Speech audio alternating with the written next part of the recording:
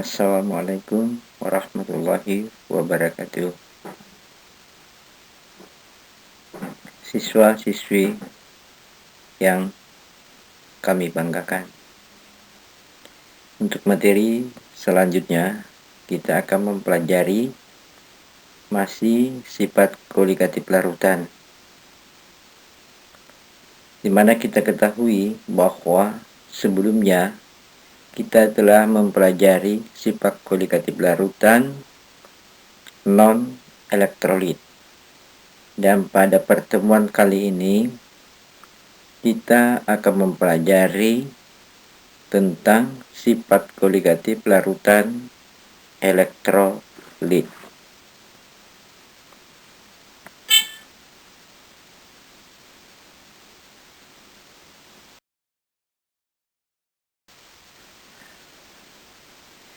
Sekarang coba perhatikan. Jadi kalau kita bercerita tentang sifat koligatif larutan elektrolit, tentunya harus kita pahami dulu apa itu larutan elektrolit. Saya kira kalian sudah paham semua bahwa larutan elektrolit adalah larutan yang dapat menghantarkan arus listrik. Ini disebabkan karena adanya ion-ion. Jadi dengan adanya ion-ion ini, maka sifat koligatif larutan elektrolit dan non-elektrolit berbeda. Kenapa? Karena pada sifat koligatif larutan non-elektrolit tetap dalam berbentuk molekul. Sedangkan pada sifat koligatif larutan elektrolit akan terurai menjadi ion-ion. Coba kita bandingkan. Sifat koligatif larutan HCl 0,1 molar, Na 0,1 molar, dan glukosa 0,2 molar. Di sini, kalau kita lihat ketiga larutan tersebut, ternyata memiliki sifat koligatif yang sama, meskipun komolarannya berbeda. Hal ini disebabkan larutan glukosa merupakan larutan non-elektrolit, tidak terionisasi, sehingga partikel terlarutnya tetap berbentuk molekul dengan konsentrasi yang sama. Lain halnya dengan HCl dan NaOH, mengalami ionisasi menjadi kation dan anion, sehingga konsentrasi dalam larutan menjadi 2 kali lebih besar. Jadi jika HCl akan diuraikan atau dilarutkan ke dalam air, dia akan terurai menjadi H+ dengan Cl-. Sama juga halnya dengan NaOH. Kalau dilarutkan ke dalam air, dia akan terurai menjadi Na+ dengan OH-. Lain dengan glukosa. Kalau glukosa tetap jadi glukosa. Itulah perbedaannya antara sifat koligatif larutan elektrolit dan non-elektrolit. Dari penjelasan tersebut, maka untuk larutan elektrolit harus memperhitungkan jumlah ion yang dihasilkan, yang disebut dengan faktor Van Hoff, yaitu I sama dengan 1 tambah N kurang 1 dikali dengan alfa, di mana N jumlah koefisien kation dan anion. Alfa sama dengan derajat ionisasi ion. Sehingga rumusnya, jika sifat koligatif larutan non-elektrolit bisa dilihat di tabel berikut.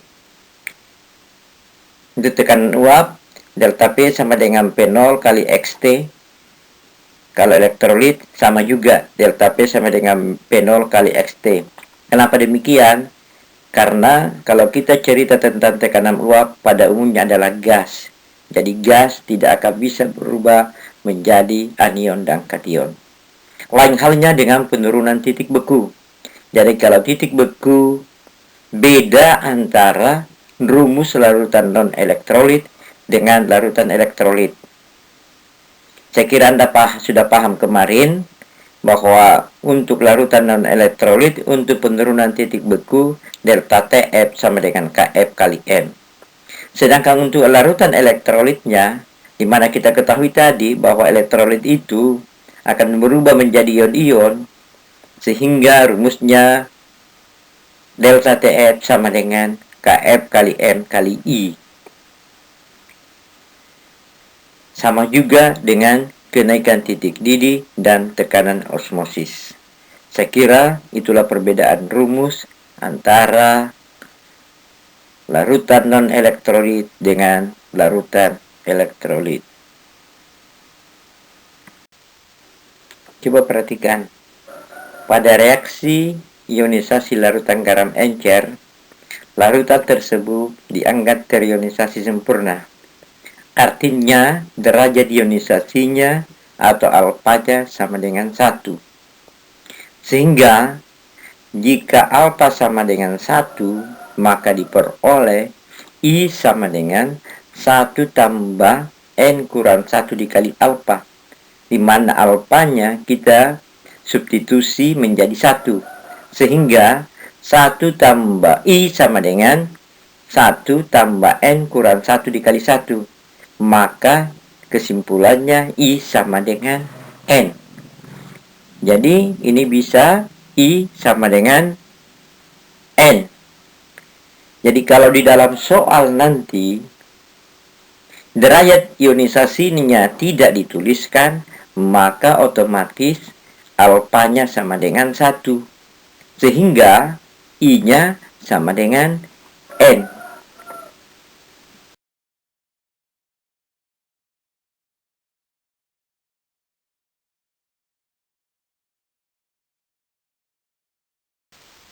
Perhatikan contoh soal berikut.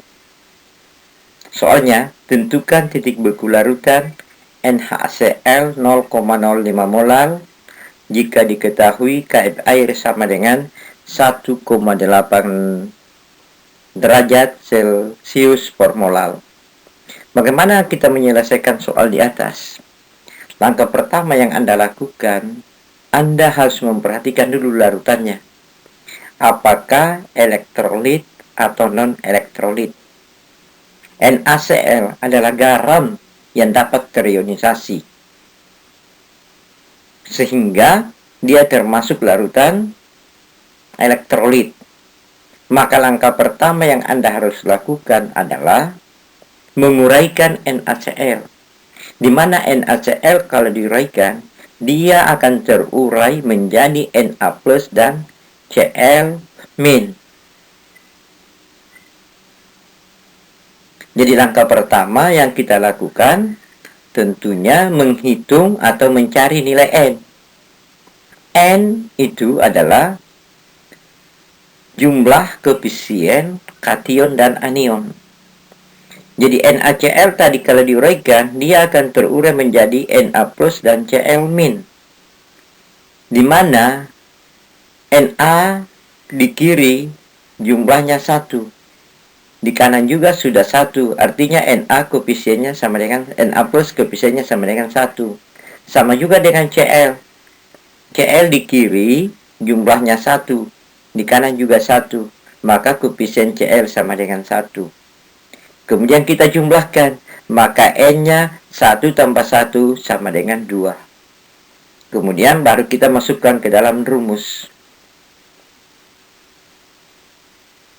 Jadi yang diketahui adalah